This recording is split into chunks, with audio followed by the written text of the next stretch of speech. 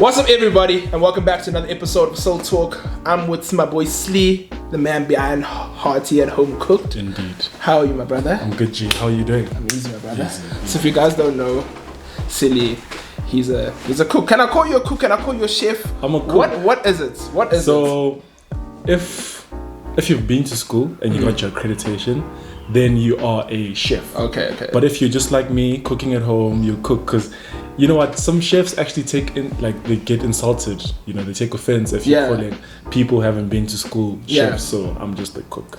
So I suppose it's like one of those things where, you know, people tend to they like say, okay, you're not trained, so how can you be called this ABC? It's like something like that. Okay, that makes a lot of sense, man. That makes a lot of sense. So man, actually, I just want to let me jump straight into it. So so I've known you for a minute. Yeah, you know, and this journey that I've seen you be on, you know, like it's been amazing to see, just like seeing your channel grow and all of that, man, and just making you having the ability to actually make food look so aesthetically pleasing, and just like you want to bite the meal through the screen. You know what I'm trying to say? Like, so my first question, right? I just want to jump. So have you always been into food and cooking? So like I grew up, you know, if you grew up in a black home, it's chores one way. So it always used to be a chore that I would have from my mom. If she's cooking, she wants someone to chop onions, chop peppers. So it became that, and obviously I got used to that. By the time I think I got into high school, I had just a better understanding of food. And I knew that, okay, if I want to make this is how I start off. Always start with onions and garlic and pepper. And then I built on top of that knowledge. So I always got the basics right. So even when, like now that I try out new meals, I've already got the basics installed in my mind. So it's always like, it's almost simple in fact, because now it's in me. But like throughout primary school, I think from like grade 6, 7, I started like helping my mom in the kitchen. And then high school, it became a norm. It was like an expectation that at least once a month you're gonna do a whole Sunday dish for us. Or if, you know, mom's working late or dad's working late, then I'd have to take care of it. You know, like 3 siblings. Okay. So I'd always have to take care of that. And then only once I got out of high school, obviously eating at places, meeting different people, watching things, you're like, actually, you know, this is actually, it's a very cool thing, I get you. And it looks like I've got the talents for it. So I just started exploring more about it. And then, so like over the years, you being one of the people, you've always said, why don't you post recipes, open an Instagram channel, you know? So I've grown from that. I'm learning a lot from that. And it's been amazing. Yeah, dude. Like, so, like, how I can see it. So now, have you gotten to a point where it's no more just a Sunday lunch? Is your mom's like saying that, nah, dude, are you cooking like three days a week for the fam? You know, I suppose, like, you know, I feel like, you know, moms, bro. Like when moms figure out that you have this knack for cooking, they kind of just like, hey, my guy, yeah. So obviously, there's no like expectations. You know, sometimes my mom won't always say that, okay, I'm leaving, I'll be gone for the whole day or whatever. She just like defrosts things. So obviously, because she's like, I've trained these boys. She expects a meal if she comes back home late, you know? I mean, it's common sense. If you've been at home the whole day, obviously, you'll be worried about, you know, dinner time is approaching, what's going on. So definitely, if I haven't cooked in a long time, she'll like, you know, throw some subs. I get you. You don't cook fast anymore and stuff. So at least a couple of times a week. But even for me, it's just, it's like a daily routine. I suppose like it's also like you also honing your skills, getting better and better. That's what it's all about. Just getting better, trying new things, learning why certain things have to happen a certain way. And all the technicalities also are very important. You know, cooking can be a bit of like a science. So no, definitely, I fully agree. It's a science, but it's also an art. So trying to, you know, balance both of that. And then I guess at a later stage, I will get into, maybe I'll choose, I want to go be a chef, be a sous chef or pastry chef, you know, and actually go to school for it. But for now, with the time and resources that I have, this is what I'm doing. And I mean, I think you can see by the reactions of people that I mean, like this is something that I think a lot of people have waited for you to do, you know. So that's a huge thing, man. That's a huge thing. Okay, guys, so let's get into the first sneaker, guys. Yeah. So, man, which shoe would you like to chat about, my guy? These Pumas. Yeah. I've actually been very fascinated and very impressed. At how Pumas like come back so hard. Yeah, definitely. These beautiful silhouettes, you know. Yeah. And very comfortable as well. So I'd just like to know a lot more about this one. So this is actually called the Wild Rider Rollin. So this is part of like I don't know if it's a new silhouette that they're pushing, but it's like a colorway and something that they are pushing. You'll see. I think you'll see like literally everyone has Pumas on their feet. I think let me actually break it down. Like from every TikTok dancer. 100%. To like content creator, from Uncle Vinny to everyone has a Puma shoe. Especially the dancers. Yeah, especially the dancers. And I get it, you know, it's a like when I review it, right? When I first unboxed it, I was like, it's a light shoe. Yeah. Quality's crazy. 100%. You can see all the suede materials and all of that. So, and I mean, I got the Puma Wild Rider Rolling and the Puma Wild Rider Vintage, but it's a very similar silhouette. I think the only difference is probably the color, if I'm not mistaken. But the one is fully blue with the whole upper sole is suede instead of like these different types of material. But Puma, for me personally, Puma's had a huge year. Like 100%. You said, we see a lot of people rocking Puma, man. So like, actually now speaking of like sneakers, so when you are cooking, right? Yeah.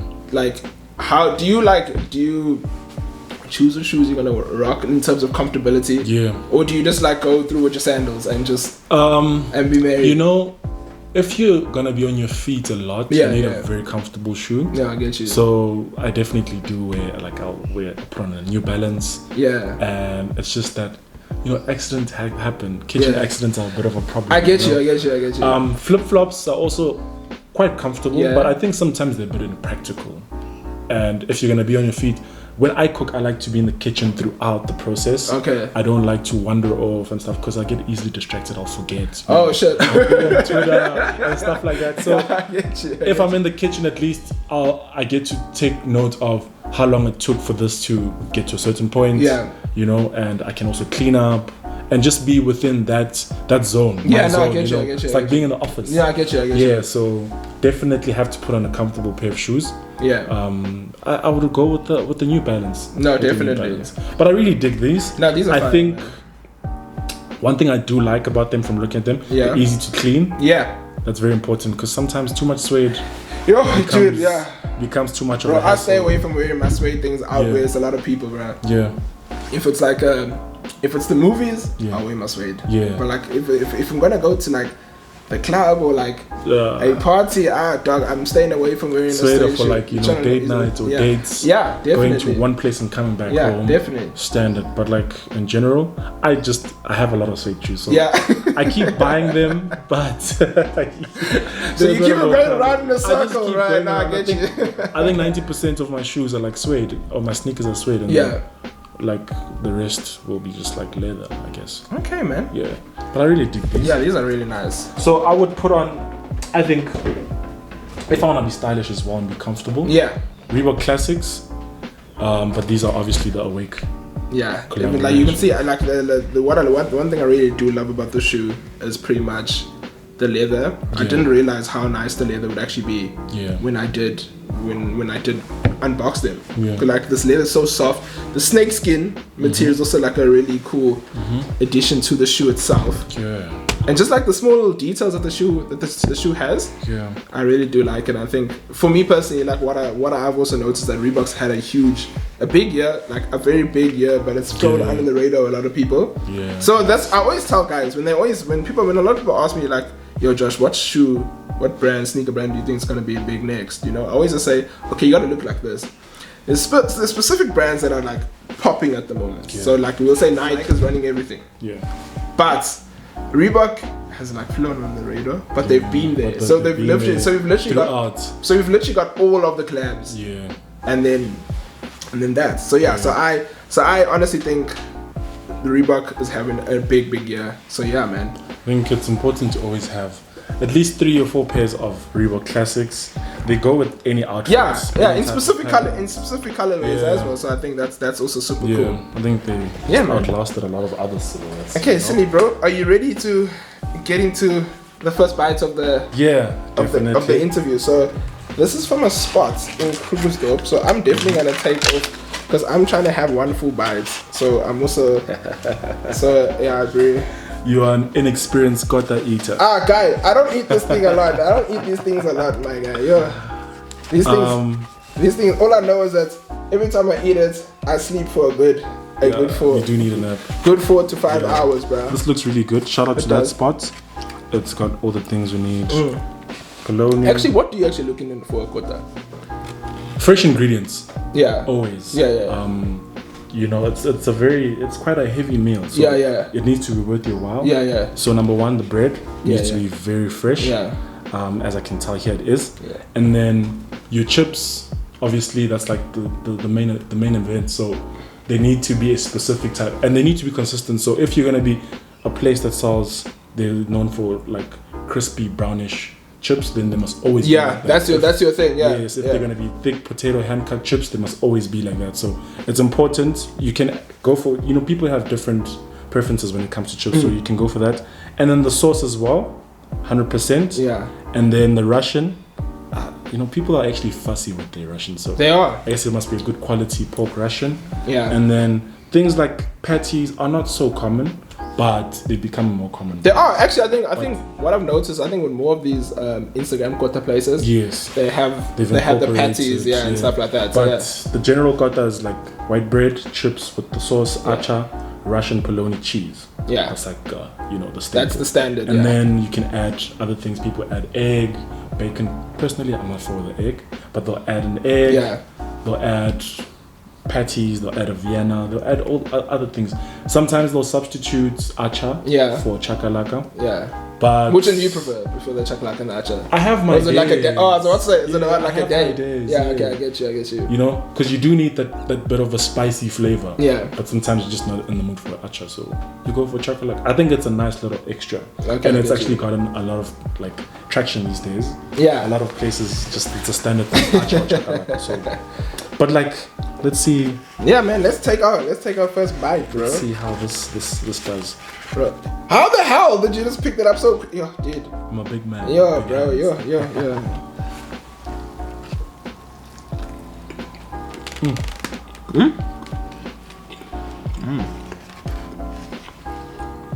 I really like this barbecue sauce that I have here. It's quite sweet, but I think it does justice. I always take my Carlton paper.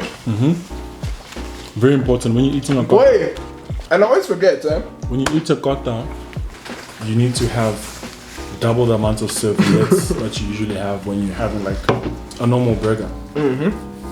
Okay, so I actually want you to try this with me. So when I had Primo as my first guest, he told me that I can't eat a sly or a kota without San Pellegrino. Oh yeah. Specifically this kind. This is my first time. So yeah, when I had my first time, I was like, oh okay. Because yeah, man. So I want you to taste it, and you can tell me what you think. All right, my brother. Cheers, my G. Cheers.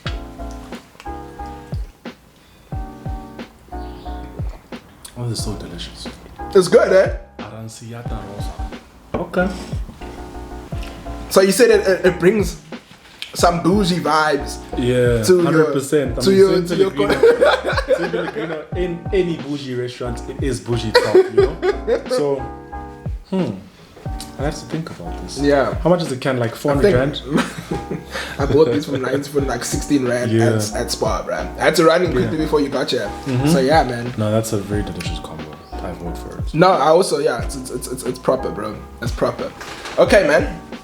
So we've got our first bite out the way. So now this is my second question. Yeah.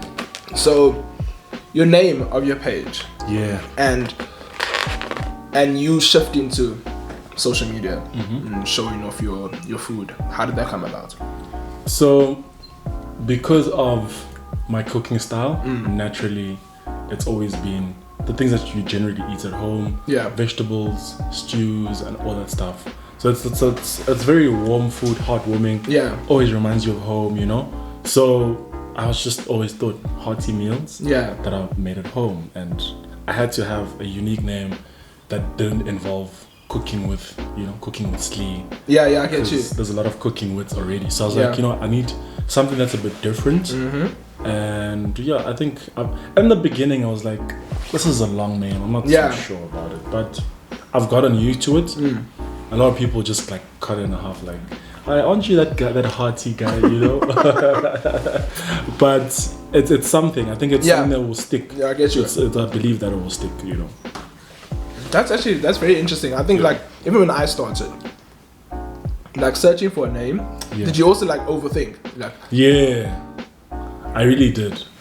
I think so. When I first came up with the name, I actually just like, so I set up an Instagram account and I put the name there, but I wasn't too sure about it. So I think I stayed about a month without actually telling people that I have this page. So did you? Because I wasn't sure. I just wanted to actually get used to the name being that name, you know.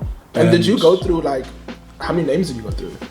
That was the first name I came up with. It was the first name straight? Yeah, that was the first name, because my thing was I was always trying to avoid having my actual name in the brand. No, I get you. Because I wanted to like branch out and do other things in the future. So at least if that's the brand, that'll always be the brand ran by Slee. Yeah. You know, and I also wanted like a separation of me and the brand. It can't just be. Yeah, no, I get you. Thing, I get you. So I've always wanted something that was like separate from my name. Yeah.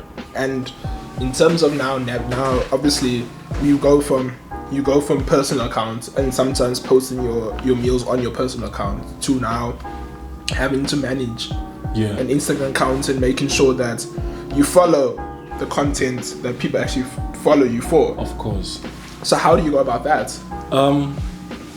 You know what? It's very managing a social media page can get overwhelming. No, it really can. Especially if obviously you're gaining a lot of traction for your content. So you need to be able to balance the whole thing of I'm actually doing work and you need to take pride in that. Yeah. But also not take away your personality from your work. So trying to, keep up with speaking to different people, people that you've never met before, people with different requests, different questions. It takes quite a bit of patience. Yeah. But I don't mind it because I really enjoy interacting with people who are genuinely interested in the meals that I'm making. Because it's one thing to actually post something, but it's something else when people are actually participating and like, this week I'm gonna try your chicken wing recipe, and then they come back to me with like, in the DMs like, listen, this is what I'm busy with. I'm a bit confused with this step, and I'll try and like answer timelessly. Yeah. And also, if they come back with photos and like, thank you so much for this recipe, or it's changed the way I look at wings, or it's changed the way I look at that, and I'll be doing it all the time. It's really, it's positive feedback, and I really enjoy it. That's really nice. How do you like? Because you're mentioning guys, people in your DMs be talking to you. How do you deal with people coming to you in like, I feel like, when you run a page, sometimes I feel like people, I don't want to call it entitlement, but people can be rude sometimes. Yeah. Like, it's not even and I always see people complain about, bro, you don't even say hello, how am I? It's just like, yo, Josh, where can I get ABCD? Yeah. Not even. So how do you like? I think when someone like sends a message without even greeting, I'll reply and I'll start with the greeting. That already show them like, oh damn, okay, cool, I'm sorry for not greeting and stuff like that. But you kind of set the tone, and some people who are just rude, I just like don't read or don't reply to the message, And in some cases, someone will come back and say, I'm sorry, I came across as rude. Yeah. But I really want to know this thing. Can you please help me? Then I'll be like, no, at least you're coming back. You've reflected. You've shown some growth. So it can get overwhelming, honestly speaking. But I've realized since I've made a bit of a transition from shooting stories and then posting the meals to like just like shooting the whole thing and then editing and just posting. Posting like as a IGTV type thing. Yeah, so it's a bit more manageable because people reply to this story and this story and this story and this story. Okay, that makes a lot more sense. It makes it's quite a lot of traffic. It's overwhelming. Sometimes you just want to throw your phone away. No, I get you. You know, but learning the things that work for me and things that don't work for me has helped me a lot. So I've realized that, okay, obviously from time to time you can do your stories. It's more live, more intimate, more direct and personal. But sometimes for some things you just want to shoot the video and maybe have instructions, have different types of editing, and you know, try and show off a bit of some artistic skill, you know, to it. So I think the transition has been quite decent. I don't get that overwhelmed. I get you. I think I've learned to manage it, because I know what the expectations are. I think living up to expectations might be, you know, a little bit difficult. But managing people and stuff, you know, I think I've created quite a wholesome type of environment. Yeah, no, definitely. I think it also, like how you say wholesome, it works with your name. Yeah, it really does work because it's all wholesome is hearty, guys. Yes. You know what I'm trying to say? So that's like a nice environment to 100%. Be in. You know what I'm trying to say? Yeah. So I guess with what I've posted, how I actually address people who follow me and stuff. I think I've managed to like kind of set the tone as to how I like to address people, but also how I like to be addressed. No, I get you. I haven't stumbled upon too many people who just came across as like extremely rude. Yeah. It's just maybe some people, that's just how they speak, but they've learned to toe the line a bit. So I get you, man. Are you ready for your second part? 100%. I'm ready for all of it. And then we're gonna tackle some more shoes. 100%.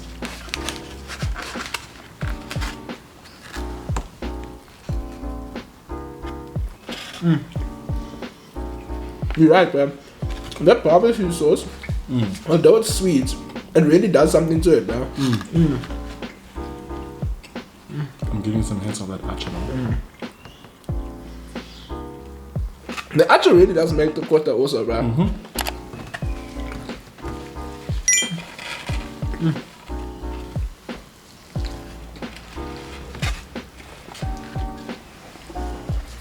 Honestly, for me, a kota with no acha, I don't know. It's a sandwich. Exactly. Okay, so let's pull out the third shoe, eh? Yeah. Third shoe.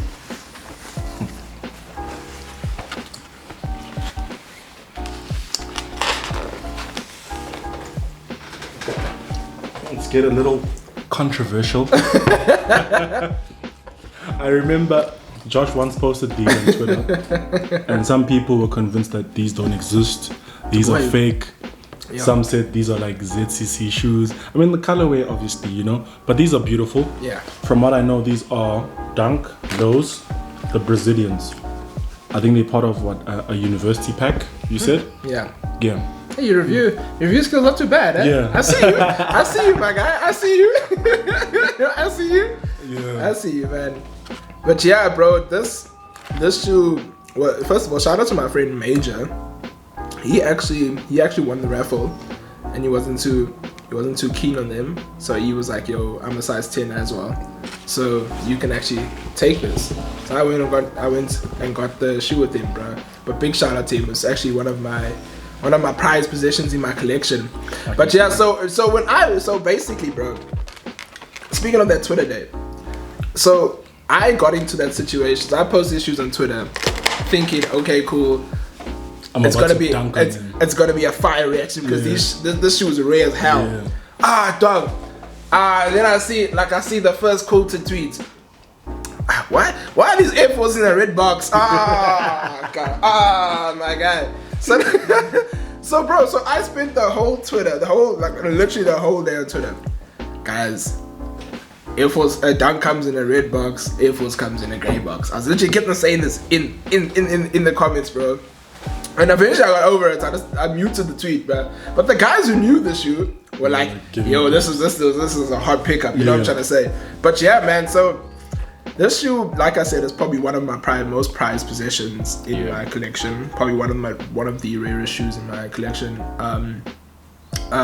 From the quality, actually, from one of the reviews that I did yesterday, I haven't dropped it yet, but I was like, I wanted to compare these dunks. So the new dunks, we're getting like this big, let's say overload of dunks in it. So every week, The problem is the quality control of them are not good. So when I mention quality control, I mention like glue stains, like stitching, missing stitching. Like I'm very like intricate with those things. Yeah. So I look at those things, and I'm just like, bro, they're not making it from the leather they use. Yeah. So now the thing with like from older Nike shoes, right? Or like let's say when I say older, let's say 2019, 2020. It depends on the year that they make the shoe. Yeah. You'll see certain shoes look better when they start being worn. The leather starts getting softer. Yes. You know, it doesn't come off as hard plasticky leather. Yeah. And like me personally, that's what's missing with a lot of Nike shoes and a lot of shoes in general, you know. But like I've been having a big problem with Nike and Jordan about that. Yeah. Dude, I complain about like every review. But yeah, this shoe, I love this shoe, bro. Are they comfortable? How comfortable are they? Dude, I wouldn't recommend you like if you're gonna be like walking or standing on your feet for like more than 4 hours, I wouldn't recommend them. Because I wouldn't recommend. So if you're gonna groove, or if you're going to a place where you're gonna sit down, you'll be grand, bro. You'll be grand. But other than that, it's so a nice. I can't like work in these and like in the kitchen, because you know what? I still want to be stylish. No, I get you. Like I want to cook, but I want to be stylish at the same time. So clearly, these are like for eating out. Yeah. You know, looking nice. Statement piece. People will like keep pointing like, oh my gosh. That's what you want. That's what you want. Fair, I get it. But I think they're quite gorgeous. No, I get you. Love the green. I get you. I love it. So, my brother, my next question for you, Marc, you mentioned, you know, you were touching on like, you know, like managing the page and everything like that. Yeah. How do you actually come up with making your photo as aesthetic as possible? You take everything off of your, you take all the pictures off your phone, because I suppose like you can make a dope meal. Yeah. But if you're gonna post it on social media, I think it needs to have appeal. Yeah, it needs to have that thing like I was explaining, like it makes you want to eat the thing out of my phone. Yeah. It needs to have appeal. So I do everything on my cell phone. Yeah. So I need to take advantage of good lighting or good natural lighting. Yeah. I like that. So I'll always, if I'm creating content or making meals, I'll work in between. If it's something that's gonna take me long, from midday to about 4 or 5 p.m. But in general, it's just like everything doesn't take that long. Yeah. So I give myself like 2 hours to cook something, and so I'll work between 2 p.m. and 4 p.m. or 5 p.m. Also depending on the season. Wait, what? Okay, can you explain that? Depending on the season. So obviously, if I'm gonna be working till about 4:30, 5. By then, if it's winter time, it's gotten a little bit darker, you know, than usual, like in the summer. Okay. So it's all about lighting. It's all about lighting. Okay. And content I always make sure. So it's all, the lighting is important, plating is important. Yeah. Also placing your food in like some sort of color wheel. It has an appeal to the eye. So, but like natural lighting, so I always like go outside, but I'll obviously crop if maybe there's anything in the background, like grass or whatever, but depending on the look and feel that I'm going for. But always get natural lighting from outside, but not direct sunlight. So maybe I'll be against the sun, or you know, but like it's important to get natural lighting. Ring lights, they're helpful if you're shooting videos at night. Yeah. But if you want to get like some quality stills, you need to go outside. It's important. And how did you? And let me, like, you know, speaking from me, from my point of view, like when I was still learning how to do all of these things. Yeah. You know, I suppose I learned how I was like every post. I would learn, okay, cool, I need to do this differently. Is that like the same process that you went through? 100%. But also, it doesn't hurt to ask for advice. No, definitely. So like, I'll ask for some advice. Like in the beginning, I used to ask like friends, like, you know, I want to start taking photos of these kind of things. And so how I want to do it, how do you think I should do it? Like ask a photographer friend. So I'll give you a few tips. Yeah. But because I already, I guess, have that creative instinct and of how I want things to look, I'll try and do that. Try and recreate the image in my head. I think that's how I've actually always come up with some recipes. Most of my recipes, you know, there needs to be a variety of color that makes the biggest difference, you know. And if you've got the colors right, then you can almost cook anything. Then from there, obviously, you'll do your research, watch some videos, watch cooking shows, follow some cooking bloggers and stuff, you know, get a bit of ideas from them. But it's all about just like trying and having a good eye for it. And the thing is, I would really consider you a creative, because what you like, I feel like as a creative, maybe in South Africa, I don't know how it is globally, but I kind of feel like we kind of have this box as to what a creative is, you know what I'm trying to say? Because at the end of the day, it's an art that you are. It's an art. Because like you said, you're making the meal, you're plating the meal, you're using different color palettes for the meal, you know, and then you come up with your end product, and then that's art. It's art. It's like an 100%. Art form, you know. Yeah, I'm actually very like meticulous when it comes to plating of my food and how my photos come, because there's a lot of times where I've actually cooked something, I've taken time, I recorded a video and everything, I had an idea of how I'm gonna present it, maybe I wanna make a reel or I wanna make an IGTV from it and stuff. Then I'll take a photo of it, I'll be like, no, it doesn't look like it's hitting. It doesn't hit, and then I'll just like leave it, forget about it. So are there a lot dish up and people will eat. Yeah, there's a lot of stuff that I've never posted. A lot of meals that were good, a lot of meals that were bad. You know, but for me, if visually it's not doing the right things, then I'll be stressed about it. Like at home, they can tell that, you know what, this guy doesn't look too happy about it. But he's made a kick-ass meal. But you know, it tastes amazing. And you know, parents, especially my dad, parents will never like always understand like what's the fuss about. You know, taking the photos and stuff, because the meal tastes good, but I'm very, very fussy about how the pictures come out. Yeah, because you also are trying to sell a product. 100%. Yeah. So it needs to be best quality. But I think our parents in general still are trying to understand social. Yeah. So like they're gonna ask questions. They're gonna ask questions, be like, yo, A, B, C, D. Like my mom will be like, when I get a new sneaker. Like there's also a lot of sneakers that I haven't posted. I'm saying like a lot of sneaker shots, and I have not posted a lot of them, you know, because sometimes, like you said, the photos don't bang. And then mom will be like, yo, you just got a new shoe, why are you upset? Like I want, like, you know, it's just one of those things, you know. So I fully get you. And I suppose, you know, I've tried not to be too hard on myself. It's very important. It's very, because being too hard on yourself can actually even keep you in one place. You know, so it's important to be self-aware. You know, to see what you're doing right, what you're doing wrong, what you can work on. But if you focus too much on the things that you're not doing right, kind of like keeps you in the same level, and there's no room for improvement, because it creates like a self-doubt. No, facts. And if you're doubtful, you can't create up as well, dog. You just can't create to the best of your ability. The product doesn't look good. You know, there's just a lot of things that come, just like anxiety, that come into, you know. So speaking of that, do you sometimes also take breaks? So when I do have mental blocks, because there are some things where I'm like, I've cooked this, or maybe I've cooked something similar. I don't think I want to repeat that. Although a lot of people will like encourage that, no, make it again, because we don't want to scroll all the way down to when we cooked it. We want the recent thing, you know. And I've taken breaks, but I think breaks sometimes are necessary. Definitely. You know, especially if you feel that, you know what, my mind is just not here right now. Rather you just take a break, kind of regroup, but you need to come back with something, you know, a bit different. Come with a bang as well. But you need to come back with the bang. So breaks are important, but they need to at least have a bit of purpose and intention. I feel you, man. So do you wanna get the fourth shoe? It's the fourth shoe now, 100% the fourth shoe, my brother. First of all, before we get in, shout out to the Adidas family. Shout out to Xavier for gifting with this.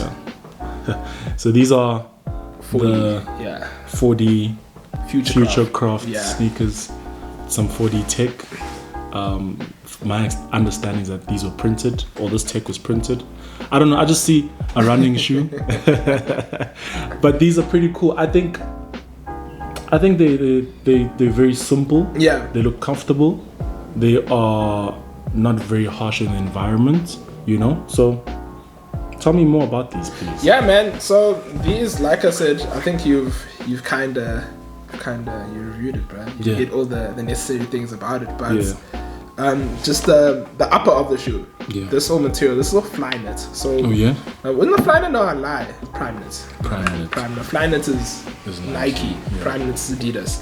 It's both knitted material. Very similar material, anyways. But this allows it to be lighter. Since this shoe is very light. Yeah.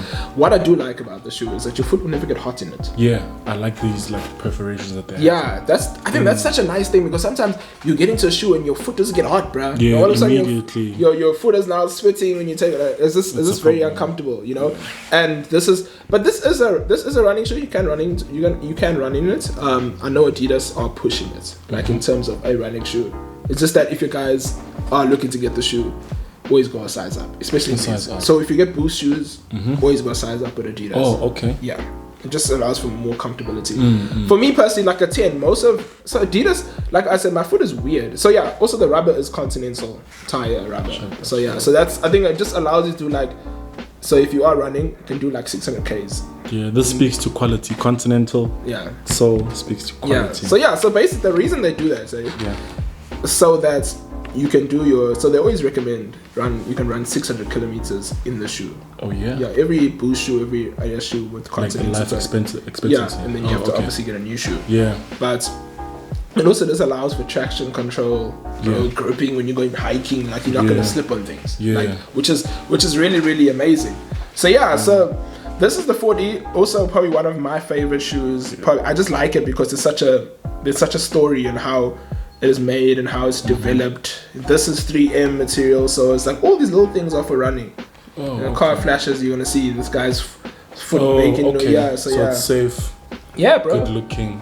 Yeah. Light. Yeah. Friendly to them. And I'll probably style this. Like I know a lot of guys like styling this like skinny jeans, like the uni thing. I'll probably just style this with like some baggy chinos, flared, cropped, so you can see the shoe properly.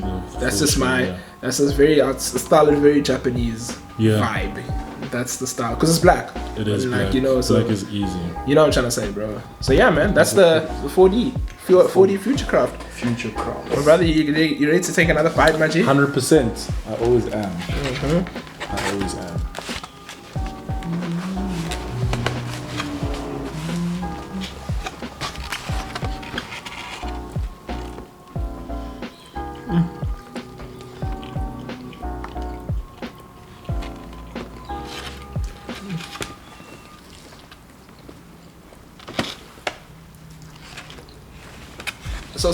So my man, my fourth question for you, right? Now this is also now going into brands, working with brands, and so it's a 2-part question. How's the process been working with brands? You know what? It's a new field for me. So there's a lot of learning to be happening, and obviously when you get into a new field, you need to humble yourself as a person and take some time and learn from people who have been in there. So it's been a humbling but very exciting. Like, you know, it's nice to be on the back end of stuff because, you know, you grow up, you just see the TV ad, the below the line, above the line stuff, billboards, print. But when you're like, number one, the subject, that's very exciting, of course. And just like getting to know the inner workings, you know, the creative process, you know, for how they actually bring things to life. That's been exciting, but also it can be a bit nerve-wracking because obviously you're doing your own thing in a certain way and a brand will approach and say, okay, this is what we'd like to do with you, here's the scope can take you a bit off like your own rail, but it's good to like get out of your comfort zone. So it's been both exciting, nerve-wracking, but overall I think I've had a decent experience, so I'm looking forward to collaborate. If you're watching this, hit the boy up, guys. Hit the boy up. If you guys are watching it, hit the boy up, guys. Always willing to work. Yeah. So the second part of the question, what brands, which has been your favorite brands to work with? But this was not related to my cooking stuff, but I did an ad with the Lucky Star brand. Okay. I think that was very authentic content because I didn't need to be someone else. Yeah. You know, it was my first time being on set shooting something, having a whole crew, makeup and everything. That was so fun. Were you not overwhelmed for a bit, or like? No, I was just nervous when we did the casting, but ever since then I knew, okay, this is for me, so I just need to be myself. So it was very exciting, you know, choosing the wardrobe. But like some things get turned down, you know. But you know, choosing your wardrobe, makeup, that was very exciting. Flying fish as well. Yeah. We had a cool shoot. that was also very exciting because you get to meet different people. Actually, especially if the brand is also working with famous people, celebrities. You get to meet these people and realize you're just like me. You're a person me, you know. And the shoots. In the beginning, when you shoot stuff, it can be a bit difficult because you're not used to being in front of the camera, so you can be a bit rigid and you can't take out but tense, you're a bit tense. But once you get into it, it's amazing. Amazing, It brings out a side of you that you never thought you had. Yeah, no diff. So flying fish was also very exciting. I was just recently doing work with Unilever. Yeah. And it obviously consists of all their cooking labels like Hellmann's, Robertson's, Raja. That's been exciting because you get sent stuff. Unboxing, getting free things. Unboxing is fun and stuff. Yeah. It's so fun. So I think so far all the brands that I've worked with have just been absolutely amazing. I just want to take it back to that Lucky Star deal that you were talking about. Again, I feel like it works. It goes with your brand so well because Lucky Star has been such a force. It's carried us in like people of colors homes. It's carried us a lot of meals. I'm trying to say. So it's allowed to have a lot of hearty meals and stuff like that. So I think that's why it probably also it fits so well with your brand. Yeah, it was. I think for me it was kind of like because it was before I actually started posting food stuff formally on my page. So I think for me there was like sort of like a springboard to say, you need to actually get into this, because these brands believe in people. You grew up thinking these brands only believe in people already famous. We're gonna ride on that name, but they believe in normal people like you and I. They see something in you, and you need to see that thing in yourself. And if you see it in yourself, nothing can stop you. Facts. From then, I think that's when I decided, I need to actually do this thing. I really like cooking. I've realized that I really do.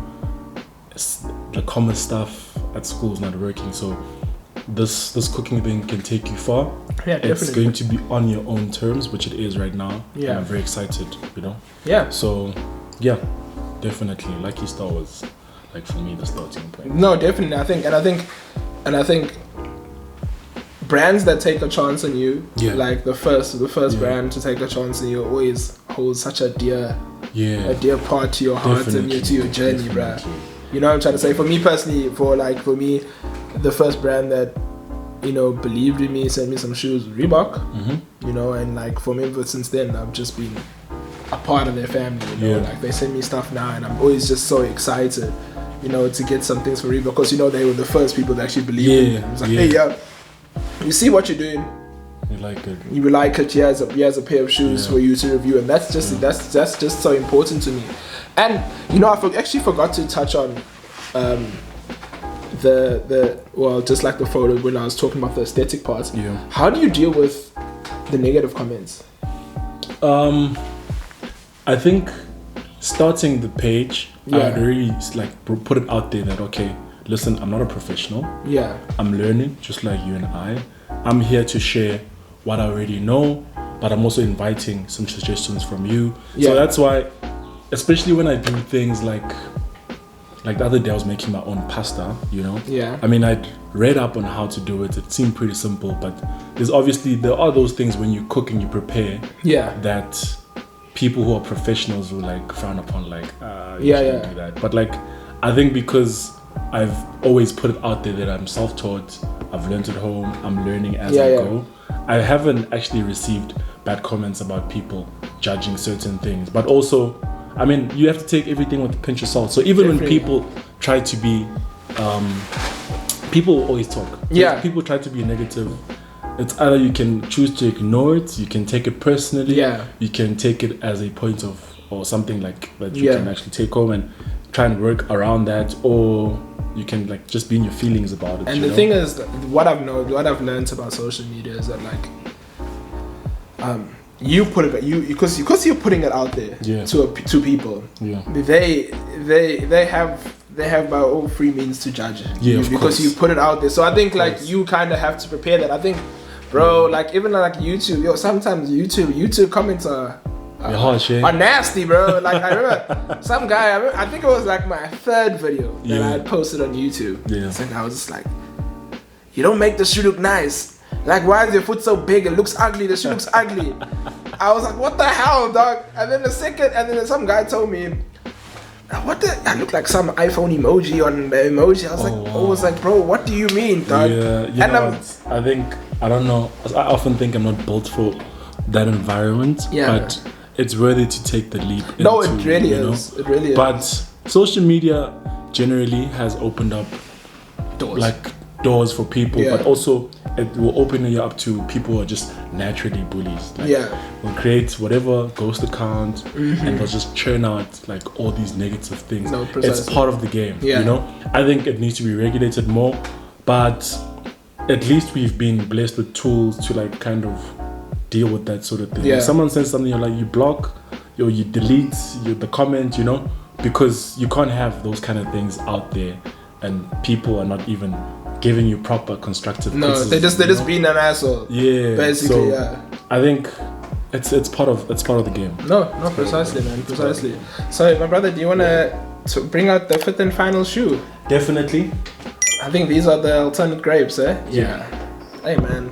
Jordan 5. Yeah, right? Jordan 5s, yeah. You know what? Growing up, I've always seen Jordans.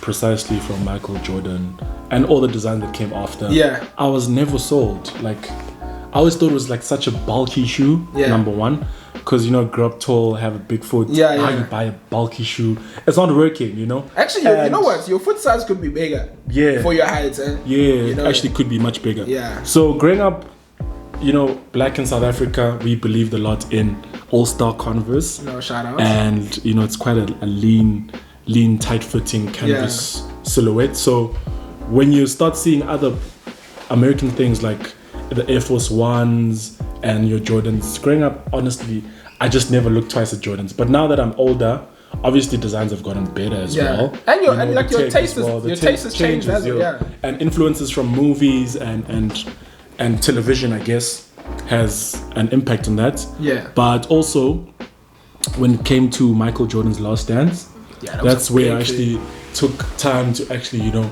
understand where this shoe comes from, why it's got like such a cult following. And I've been, you know, a bit more understanding and they've been more appealing. So, first of all, it's a purple shoe. I would have never worn it. But these are gorgeous. I would definitely cop these. Yeah. I can tell they actually not as heavy as I thought. Yeah.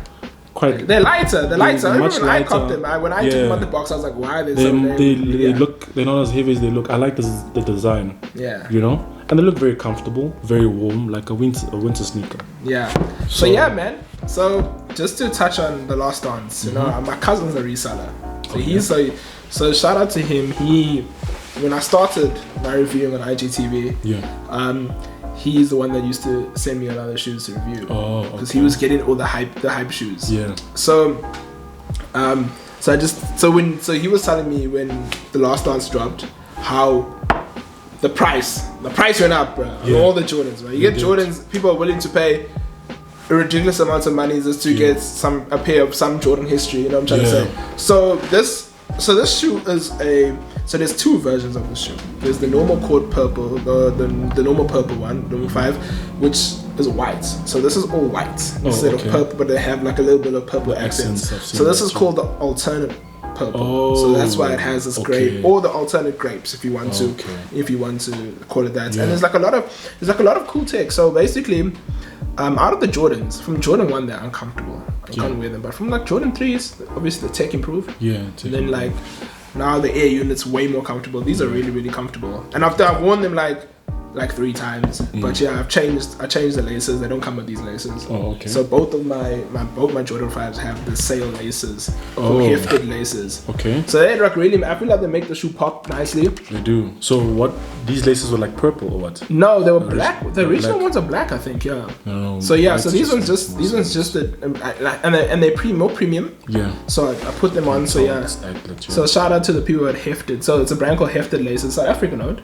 Yeah, most of the shit I rock, most of the shit is all South African that I try, besides the shoes, I mean, but yeah, I think, you know, Jordan's very iconic. The sign, facts, the history, everything about it. So perhaps I think I should get myself a Jordan. I like Jordan 4.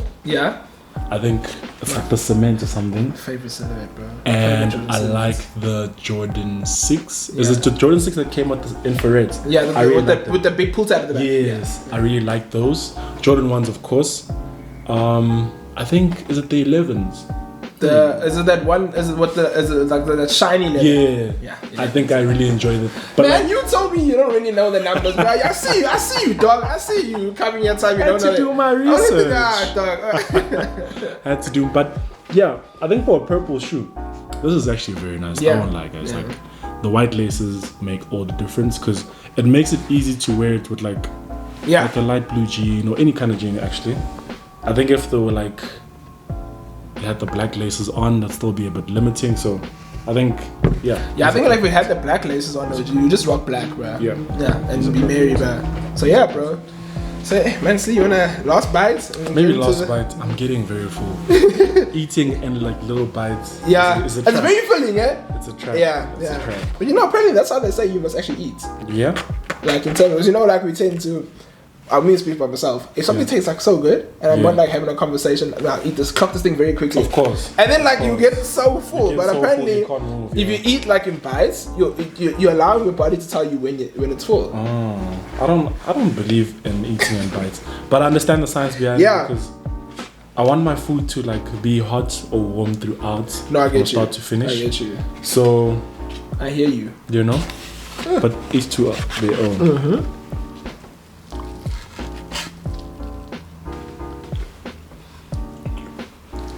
I love that the kotas so authentically South African, bro. Mm-hmm. It's like our shit, bro.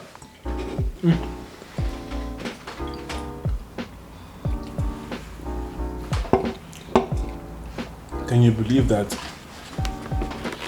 there are actually people who've never had a kota?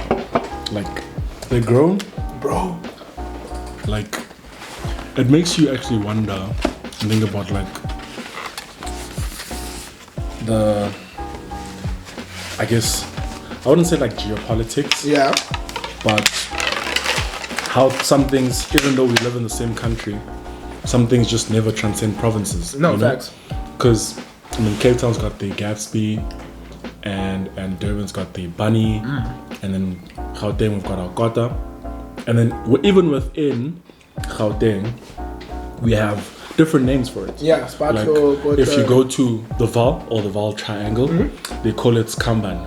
I guess it's kind of like derived from the fact that you're eating and you're on the move, you know? Like, who's on the move eating a kota? I mean, a kota is generally made to be like that. Obviously, over the years, they become tough. Yeah. But it was something that you buy from the shop. It's in a plastic. It's like in your hand, you know? So it's like just authentic. Like, it's just like any kind of street food that you'd see overseas, you know? And then, obviously, in Joburg, kota. And then in Pretoria, it's Kispatlu. Okay. And even with how it's assembled, and like in Joburg versus Pretoria is different. Yeah. So as you can see with this one, they've started with the chips at the bottom. Yeah. And then they've laid all the other meats on top.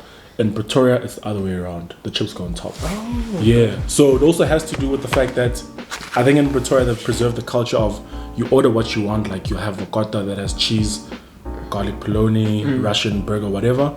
And then you can like add your own sauces once they've given it to you. Oh, flip, yeah, so you pay for it, you take it, they've got the sauces and vinegar there, then you add what you want. So obviously if it's on top, the chips on top, it's easy to do that. But in Joburg, they'll ask you what sauces do you want, you know? And then obviously they'll layer it as it is because the chips go at the bottom. So yeah, Spatlo, I think, I don't know why they call it that. I think maybe it's because you buy it and I'm gonna share it with a friend. Yeah. So in Spitori, or in Tswana or Pedi, to patrola something is to break it apart. Oh, okay. You know? So I think that's where it comes from. Okay. So if you're in Pretoria, and then if you're like in Alexander, it's called sly.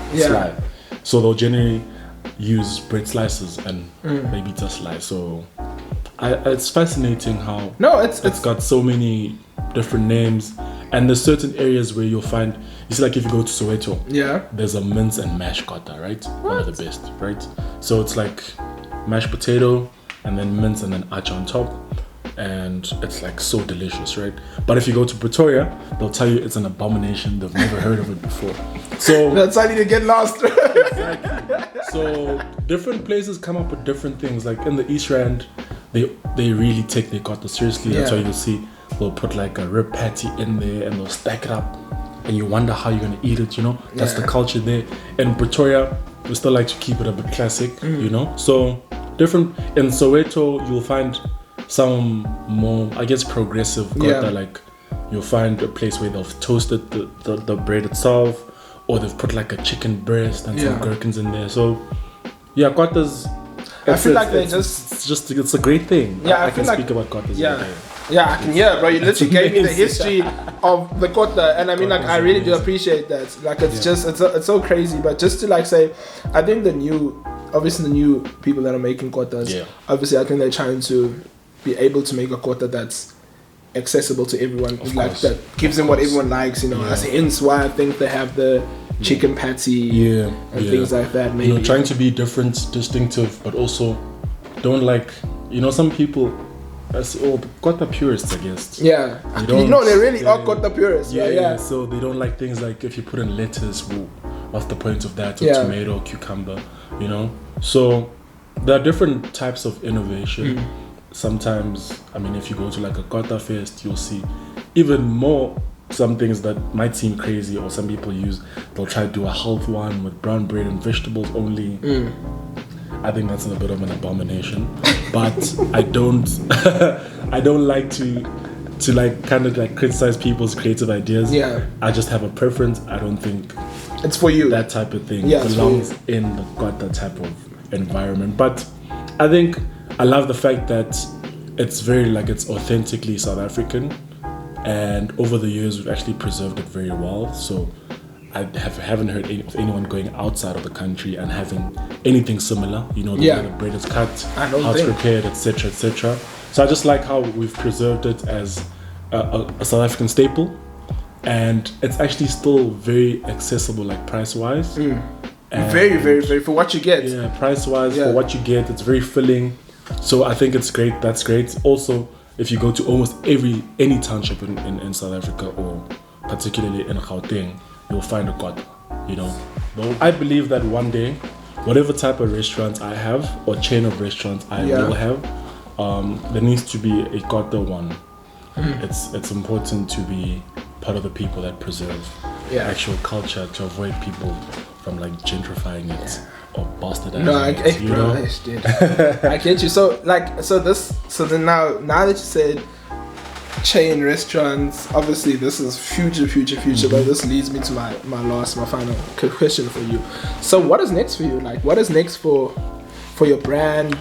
Brands that, if you can tell me which brands you have plans to work with, all of that jazz, man. So for me, part of the reason why, I'm sure some people want to know why I actually haven't started selling food from home or whatever.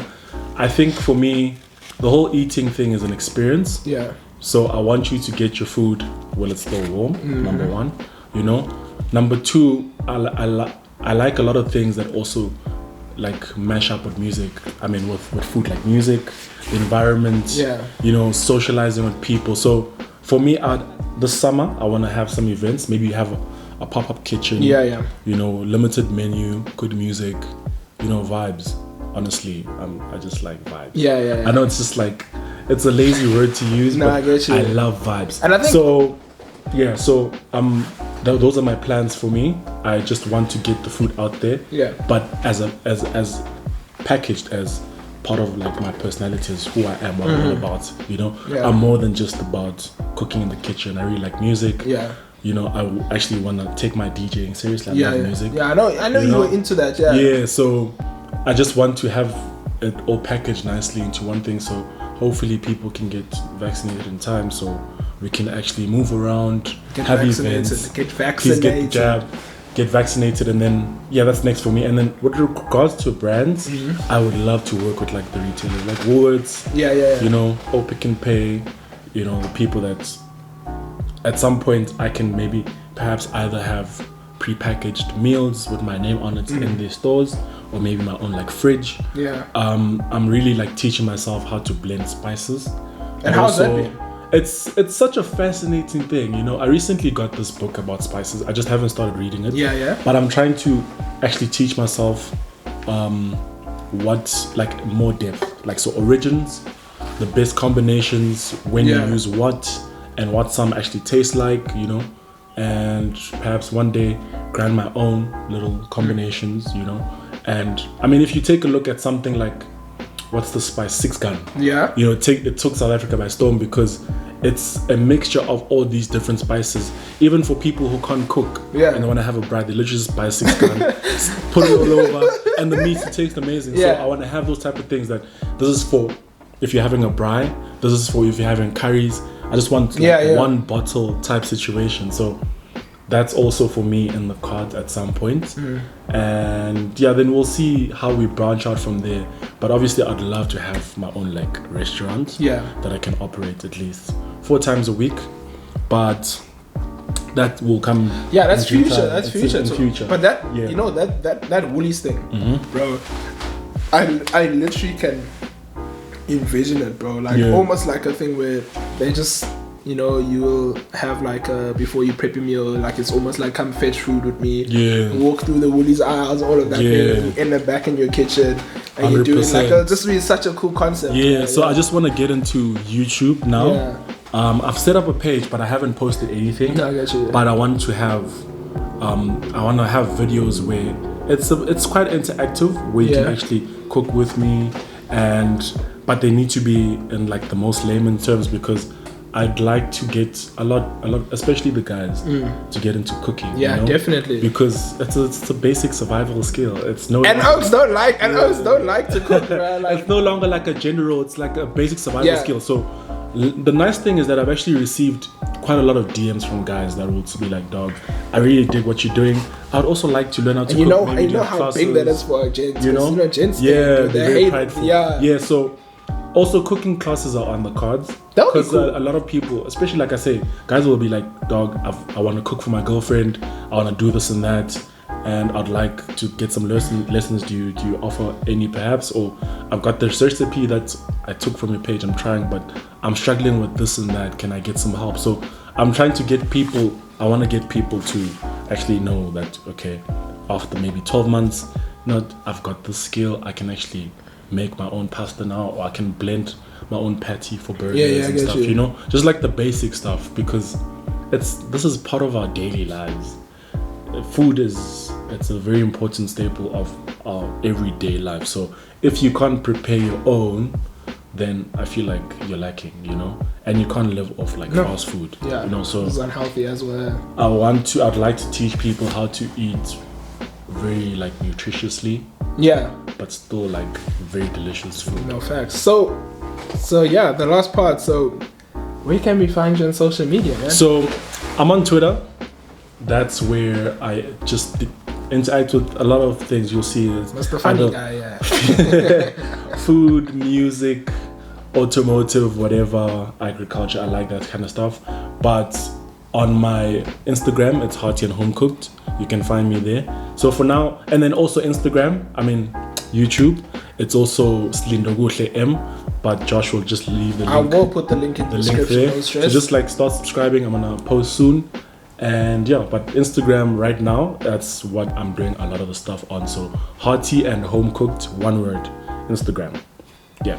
No, guys, and trust me, the food, like I kept on saying, it will make you want to eat the food out your phone, guys. But my man, my brother, thank you so much for coming on the show. I know the journey to get to my crib was it's quite a drive. It was a long one, but I really do appreciate you coming through, and I appreciate what you're doing for the culture and just, you know, pushing food forward, and like you say, making it a safe space, and just a space where even people that are embarrassed the fact that they can't cook, like you helping them out. So I think it's such a beautiful thing to witness, and I just wish you nothing more but greatness, man. Thanks a lot, you know. Thanks a lot. So guys, I'm excited. This is episode 5 of Soul Talk with Hearty and Home Cooked. I hope you guys enjoyed this episode. We'll be back with another one. Peace. Thank you.